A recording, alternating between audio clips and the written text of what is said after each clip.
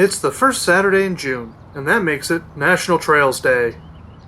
So take a hike, enjoy some nature, but please be respectful of fellow hikers and stay socially distant on the trail. While you hike, you might just see some native spring wildflowers. We've made this video to help you identify a few. Like these Virginia bluebells, you can find them in damp and shady places. Prairie phlox, on the other hand, prefers bright and sunny places, like open prairie. Ohio spiderwort has a terrible name, but it is a beautiful flower. Look for it blooming all the way into midsummer. Shooting star has white, pink, and purple tones, but its season's almost over, so catch it while you can.